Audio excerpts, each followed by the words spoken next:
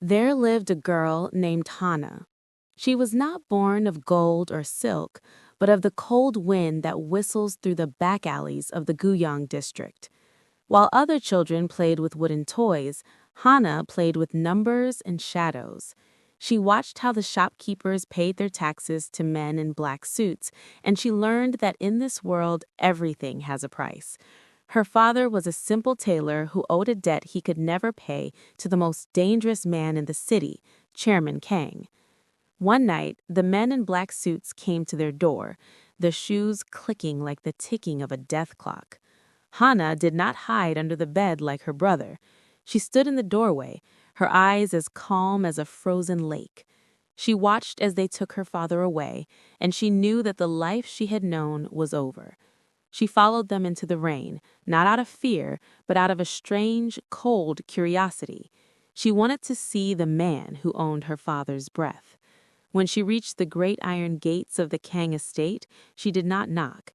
She simply waited until the guards saw the small girl with the iron gaze. The guards laughed at first, seeing a spindly girl drenched in the storm, but their laughter died when she spoke. She did not cry for her father. She asked for an audience.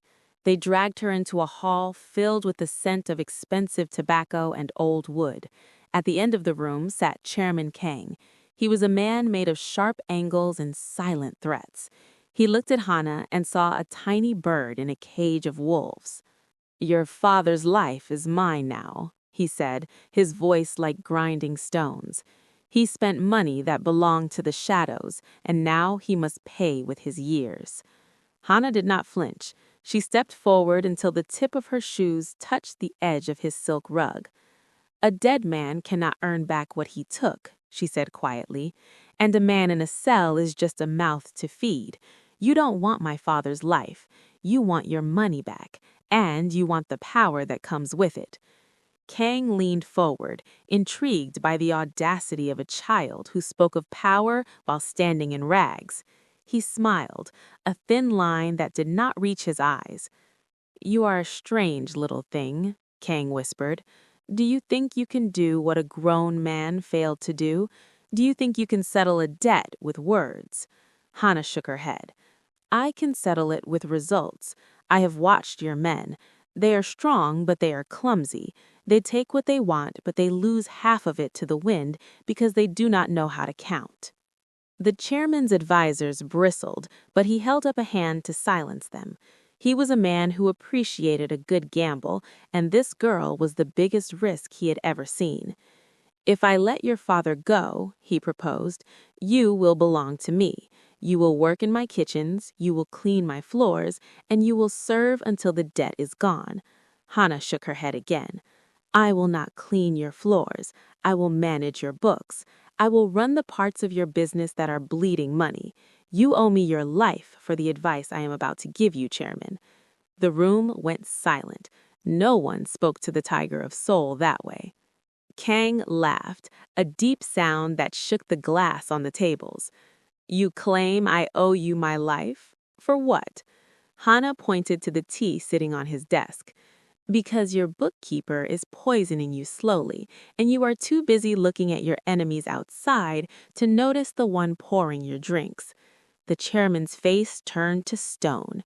He looked at the tea, then at his loyal servant of 10 years who stood in the corner. The servant's face went pale, and he began to tremble. In that moment, the power shifted. Kang realized that this child saw things others missed. He motioned for his guards to take the servant away, and then he turned back to Hannah. "You have saved my life, it seems," he stated, his voice heavy with a new kind of respect. "But you have also made yourself very dangerous to me." Hannah smiled for the first time. "Only if you let me run your business, Chairman. If I am your brain, you will never have to worry about your back again." The deal was struck in the dark of night. Hannah's father was released, sent away to a distant province with enough money to live, but with the warning never to return. Hannah stayed. She was no longer a tailor's daughter. She was the little ghost of the Kang syndicate. She was given a small room and a stack of ledgers that smelled of dust and secrets. For 3 years, she did not see the sun. She lived in the numbers. She found where the money was leaking, which captains were stealing from the pots, and which rival gangs were encroaching on their territory. She became the hidden hand behind the chairman's rise. The city of Busan by the Light began to whisper about a new spirit guiding the tiger. Kang grew richer and more powerful than ever before, but he also grew more dependent on the girl who never smiled.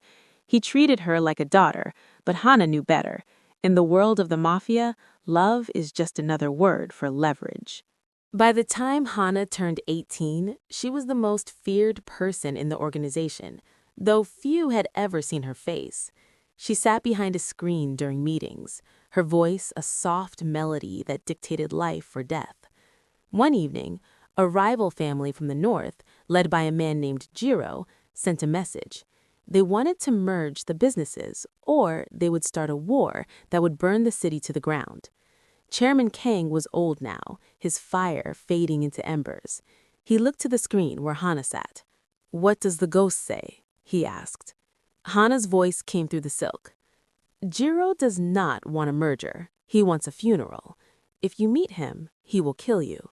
If you don't meet him, he will kill your men. We must choose a third way." Kang sighed, feeling the weight of his years. "There is no third way in war, Hana." She stepped out from behind the screen, no longer a child, but a woman with eyes that had seen too much.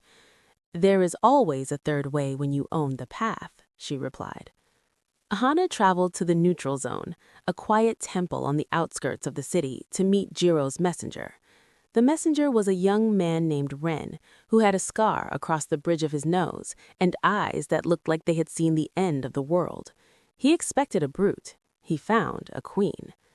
"The chairman is tired," Ren said, trying to keep his voice steady. "Jiro is hungry. Hunger always beats tiredness." Hana poured him a cup of tea, the same kind she had used to save Kang years ago.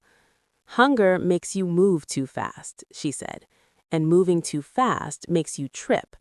Tell Jiro that if he touches a single hair on a Kang soldier, I will reveal the location of his hidden offshore accounts to the tax authorities. He can fight a war with us, or he can fight a war with the government. He cannot afford both." Ren stared at her, realizing that this woman didn't use guns. She used the truth, and the truth was much more lethal.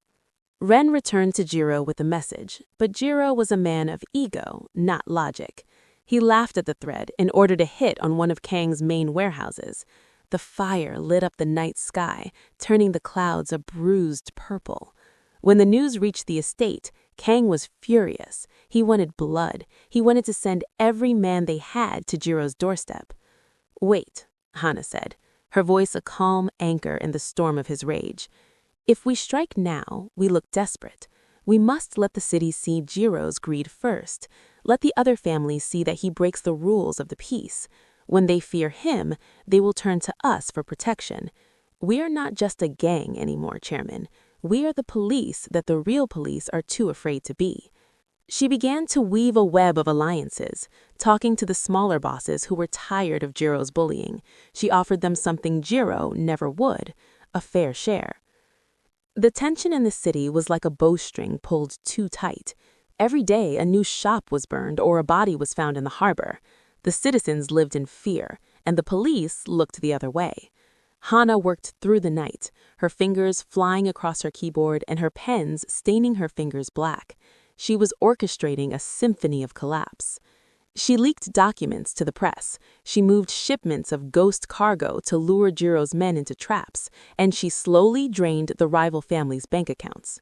Ren, the messenger, began to meet her in secret. He wasn't a traitor, but he was a man who saw the writing on the wall. "He's going to kill you, Hana," Ren warned one night under the cherry blossoms. "He knows it's you. He calls you the Witch of the Ledgers." Hana didn't look up from her notes. "Let him call me what he likes, as long as he calls me boss by the end of the year."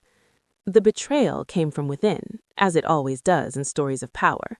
One of Kang's oldest captains, a man named Min who felt pushed aside by the girl, made a deal with Jiro. He gave up the security codes to the Kang estate in exchange for a seat at the high table. On a Tuesday, when the moon was hidden by thick fog, the gates of the estate opened silently. Jiro's assassins crept through the gardens like shadows. Hana was in the library, the only room with a light still burning. She heard the soft thud of a guard falling, the metallic click of a silenced pistol. She didn't run. She sat in the chairman's high-backed chair, facing the door. When the doors burst open, Jiro himself walked in, flanked by men and a dozen gunmen. "Where is the old man?" Jiro demanded, his face twisted in a cruel grin. Hana looked at him and sighed. "He is sleeping, and you are trespassing." Jiro laughed and pointed his gun at her forehead. "You think your little numbers can save you now? I have the men, I have the guns, I have the traitor." He gestured to Min, who looked away, unable to meet Hana's eyes. "You have nothing but a chair that is too big for you." Hana leaned back, looking perfectly at ease. "Actually, Jiro, I have the deed to your house, the titles to your cars, and the recorded confession of every murder you've committed in the last 5 years. While you were walking through my front door, my people were walking through your back door. Or rather, they were walking into the police station with a gift-wrapped box of your life's sins." Jiro's smile vanished. He signaled to his men to fire, but before a single trigger could be pulled, the lights in the estate went out. A voice boomed over the intercom. It was Ren. "The police are 3 minutes away, Jiro, and the doors are locked from the outside." The chaos that followed was short and sharp. Hana had prepared for this moment since the day she entered the estate. Smoke canisters hissed in the hallways, blinding the invaders. In the darkness, Hana slipped through a secret passage behind the bookshelf, a path only she and the chairman knew. She didn't leave the house. She went to the chairman's bedroom. She found him sitting up, a shotgun across his lap, his eyes bright with the old fire. "Is it done?" he asked. "The police will take Jiro," she said, "but Min is ours." They waited as the sirens wailed closer, a blue and red pulse against the fog. Jiro and his men were caught like rats in a maze. As they were led away in chains, the city watched. The witch had defeated the ogre without firing a single bullet. But the victory had a price. The syndicate was fractured, and the other families were watching for any sign of weakness. In the aftermath, Chairman Kang's health took a sharp turn for the worse. The stress of the coup had weakened his heart. He called Hana to his bedside, the room smelling of medicinal herbs and the end of an era. "You were right," he whispered, his hand trembling as he reached for hers. "I owe you my life many times over, but a life is a heavy thing to hold." Hana held his hand firmly. "I didn't do it for your life, Chairman. I did it for the business. I did it so the tailoring shop would never have to worry about the wind again." Kang chuckled weakly. "You still think like a tailor's daughter, but you are a queen. The captains won't follow you because they love you. They will follow you because they fear what you know. Promise me one thing, Hana. Don't become the monster you defeated." Hana didn't promise. She knew that to lead monsters, one must have a bit of the beast inside. When Chairman Kang passed, the funeral was the largest the city had ever seen. Men in black suits lined the streets for miles. Hana stood at the head of the procession, her face veiled in black lace. She felt the eyes of the city on her, weighing her, judging her. After the burial, the captains gathered in the Great Hall. They expected a transition of power to Min's successor, or perhaps a council. Instead, they found Hana sitting on the central throne. "The chairman is dead," one captain shouted. "We don't take orders from a girl who plays with computers." Hana didn't say a word. She tapped a button on her tablet, and the large screen behind her lit up. It showed a list of every captain's secret debts, their hidden families, and their illegal side businesses. The room went cold. "I am not a girl," Hana said, her voice echoing. "I am the debt collector, and today all your debts are due to me." The rebellion was crushed before it could begin. One by one, the captains knelt. They realized that Hana didn't need to be strong. She just needed to be right. She reorganized the syndicate, turning it from a gang of thugs into a corporate empire. She invested in tech and shipping and in the very neighborhoods they used to exploit. She built schools where the children of the poor could learn to code, just as she had learned to count. But the shadow of her past never truly left her. Ren, who had stayed by her side as her head of security, remained the only person who saw her when the mask slipped. "You're building a kingdom," he told her one night as they looked out over the city, "but you're living in a fortress. When was the last time you walked in the sun?" Hana looked at her hands, still stained with the invisible ink of 1,000 secrets. Peace is often more dangerous than war, for it allows people time to think and plot. A new threat emerged, not from the streets, but from the high-rise offices of the city's political elite. A senator named Park, who had been on Kang's payroll for years, decided he no longer wanted to take orders from a woman. He began an investigation into organized crime influence of the economy, specifically targeting Hana's new legitimate businesses. He froze her accounts and sent specialized task forces to raid her offices. Hana found herself fighting a war where the rules were written by her enemy. For the first time, she felt the walls closing in. "He wants to provoke a fight," Ren said, checking his weapon. "He wants us to use violence so he can justify arresting you." Hana nodded. "Then we won't give him violence. We will give him the one thing a politician fears more than death, the truth about where his campaign money came from." Hana went underground. She left the estate and moved into a small apartment in the Guryong district, the very place she had grown up. She lived simply, eating noodles from a plastic cup and working by the light of a single lamp. She began to trace the web of Senator Park's finances. It was a labyrinth of shell companies and offshore trusts, but Hana was the minotaur in this maze. She found that Park wasn't just corrupt. He was working with a foreign cartel to sell off the city's resources. He was a traitor to the people he claimed to represent. As she gathered the evidence, she felt a strange sense of peace. She was no longer a mafia boss. She was a girl with a grievance. She realized that the chairman had been wrong. She didn't owe him her life. She had paid that debt 10 times over. Her life was finally her own. Senator Park sat in his office, confident of his victory. He had the law on his side, or so he thought. Then his phone buzzed. It was an anonymous link to a live stream. He clicked it and saw Hana's face. She wasn't hiding. She was standing in front of the city hall. "Citizens of Seoul on the Sea," she said, her voice projected through every digital billboard in the city. "You have been told that I am the enemy, but I am just a mirror. Look at the data I am releasing now."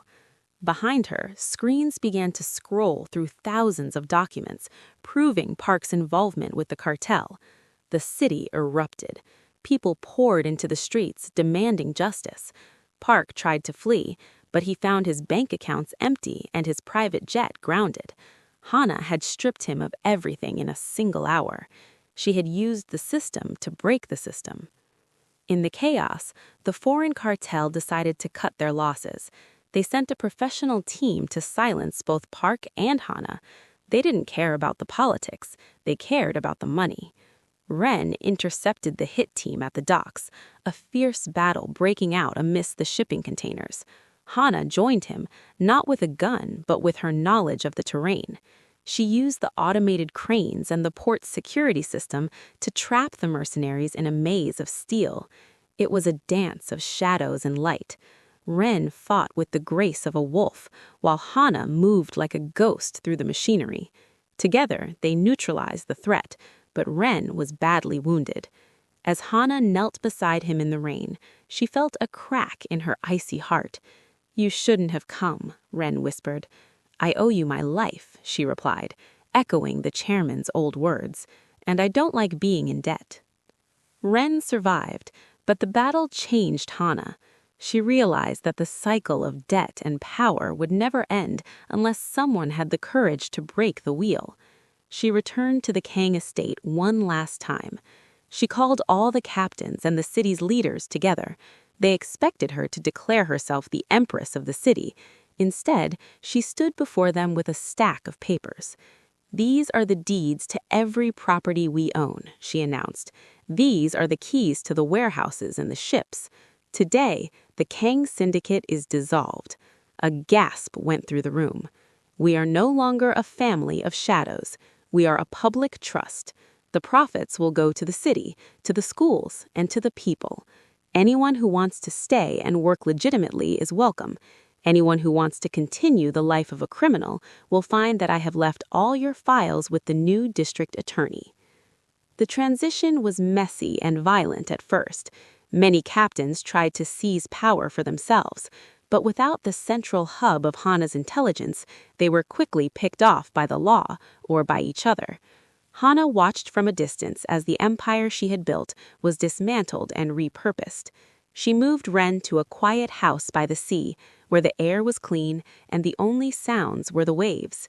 She spent her days walking on the beach, the salt spray washing away the scent of tobacco and old ledgers.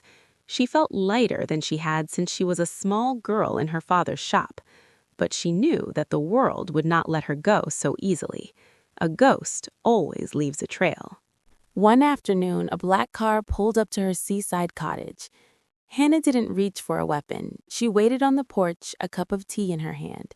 A man stepped out. It was the new mayor, a woman who had risen to power on the wave of Hana's revelations. "The city is struggling," the mayor said, leaning against the railing. "We have the money you gave us, but we don't know how to manage the complexity. We need a mind that can see the patterns in the chaos. We need you, Hana." Hana smiled and looked at the horizon. "I'm retired, Madam Mayor. I've spent my whole life counting other people's problems. I'd like to count the waves for a while." The mayor sighed. "A woman like you doesn't just stop. You'll be bored in a month." Hana laughed. "Maybe, but for the first time, I'll be bored by choice." The months passed, and Hana found beauty in the simple things. She learned to cook, she learned to garden, and she learned to talk to Ren about things other than security and strategy. They became a part of the small village, known only as the quiet couple who lived on the cliff. But Hana still kept her laptop in a locked drawer. Sometimes in the middle of the night, she would open it and watch the world's markets, the flow of data, and the shifting of power. She saw new tigers rising in other cities and new ghosts being born in the slums. She realized that she couldn't change the world, but she had changed her corner of it. She had turned a debt of death into a legacy of life. One day, a young girl from the village came to Hana's door. She was holding a broken toy and had tears in her eyes. "My father says you can fix anything," the girl sobbed. Hana took the toy and looked at it. It was a simple wooden bird with a snapped wing. She took out a small kit and began to work, her hands as steady as they had been when she was managing millions of dollars. "Everything can be fixed," Hana said gently. "You just have to understand how the pieces fit together, and you have to be patient." As she handed the bird back to the girl, she saw a reflection of her younger self in the child's eyes. But this girl wasn't looking for power, she was looking for a friend. Hana realized that this was the true third way she had been looking for. The story of the Witch of Seoul became a legend, told in whispers by the children of the Guyang district. Some said she had disappeared into the sea, while others said she was secretly ruling the world from a hidden palace. But those who knew the truth knew that she was simply a woman who had finally paid her dues. One evening, as the sun set in a blaze of orange and gold, Rin sat beside her on the porch. "Do you miss it?" he asked. Hana leaned her head on his shoulder and closed her eyes. "I miss the girl who thought she could save the world with a ledger," she said. "But I like the woman who saved herself more." She had once told a chairman that he owed her his life. Now, looking at the peaceful world she had helped create, she finally felt that the debt was settled.